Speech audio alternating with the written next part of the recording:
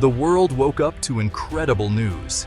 Blue Origin lands on Mars, headlines declared. Humanity's next giant leap is blue, shouted another. It was a moment that united everyone. People stopped on busy streets to watch the replays. The dream of Mars was no longer just a dream. A new destination had been reached. The red dot in our night sky was now a place we had touched. This was not just a company's achievement. It was a shared victory for human curiosity and courage. The Odyssey mission, years in the making, represented countless hours of work. Thousands of engineers, scientists, and technicians poured their lives into it. They built a machine capable of crossing millions of miles of empty space. The team at Blue Origin was relentless, driven by a shared vision. They wanted to open the door to the solar system, and with this landing, they had just kicked that door wide open. The journey began long before the rocket ever left the ground. Every bolt, every wire, every line of code was checked and rechecked. The world watched, not just as spectators, but as participants in a grand adventure. The successful landing was a powerful and inspiring beginning for a new chapter in our journey among the stars. The day of the launch was electric. At Launch Complex 36, the New Glenn rocket stood tall. Steam vented from its sides, making it look alive. The air was thick with anticipation. In mission control, every screen showed green. The final countdown began, a familiar rhythm that never loses its power. 10, 9, 8. The voice of the launch director was calm and steady. Inside the control room, the tension was a physical presence. The team was a picture of focused intensity. They were tracking thousands of data points. The lives of the crew and the success of the mission rested on their shoulders. As the countdown reached its final seconds, a collective breath was held. 3, 2, 1, liftoff. A rumble started deep within the rocket, growing into a deafening roar. Fire and smoke erupted from the base of the New Glenn. The rocket began to move, rising slowly at first, then with unstoppable force. It was a beautiful and violent spectacle. The initial ascent was critical.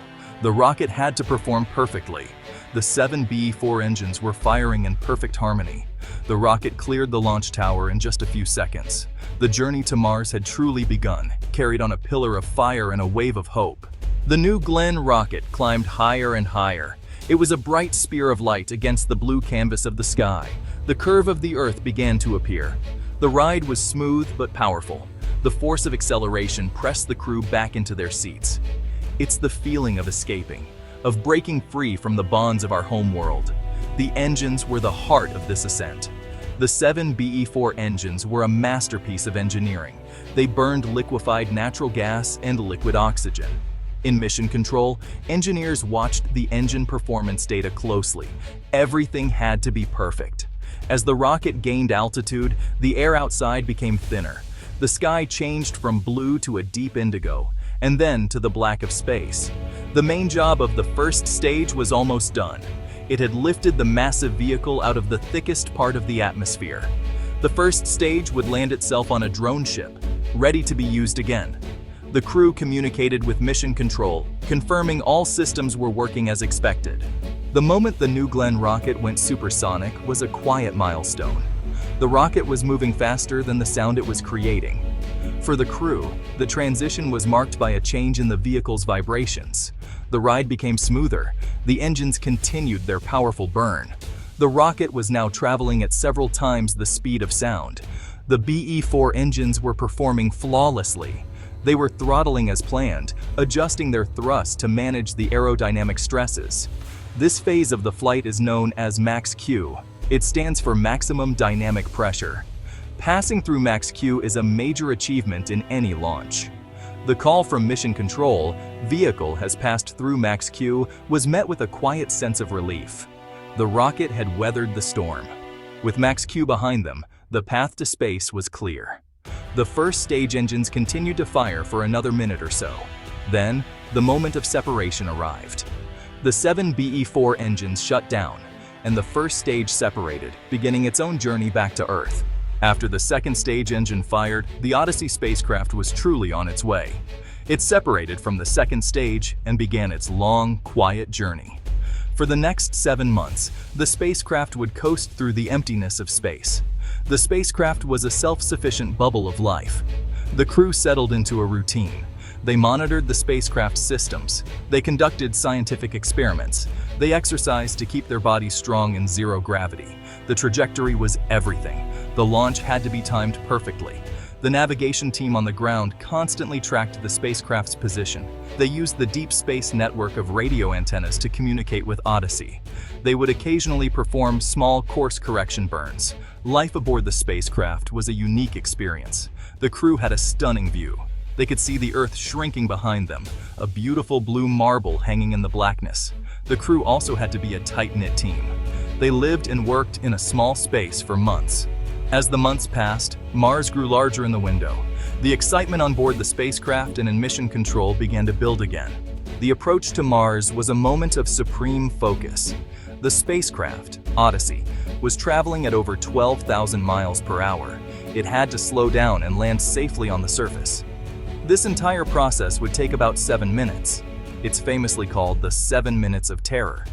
The spacecraft had to perform the entire landing sequence on its own. Mission control would be helpless to intervene. The entry into the Martian atmosphere began. The spacecraft's heat shield faced forward. It began to glow a brilliant orange, then red as it slammed into the thin air.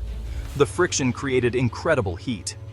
Inside, the crew felt the G-forces build again as the spacecraft decelerated rapidly. After the spacecraft had slowed down significantly, a massive supersonic parachute deployed.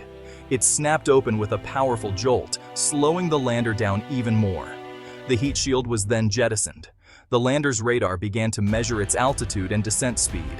The final stage of the landing was the most complex. The parachute was cut away, and the landing engines ignited. The onboard computer guided the lander to a safe, flat landing spot. Then, with a gentle bump, the lander settled onto the surface. The silence in the cockpit was profound. The roar of the engines was gone. The violent shaking of the descent was over. For a moment, the crew just sat there, listening to the quiet hum of the life support systems. They had made it. They were on Mars. The first words spoken from the surface were calm and professional, but filled with emotion. Houston, Tranquility Base. Mission Control, Odyssey has landed. The call back to Earth was a deliberate echo of another historic landing. In Mission Control, the silence erupted into a roar of cheers and applause. People were hugging, crying, and celebrating. The achievement was monumental. This was not just a landing, it was the culmination of a dream that spanned generations. The Odyssey lander had used a combination of technologies. This system had proven it could safely deliver a heavy payload, including humans, to the surface of Mars. It was a blueprint for the future. The impact of this mission will be felt for decades. This landing is a powerful symbol of what we can achieve when we work together. The journey of Odyssey is a story about more than just technology.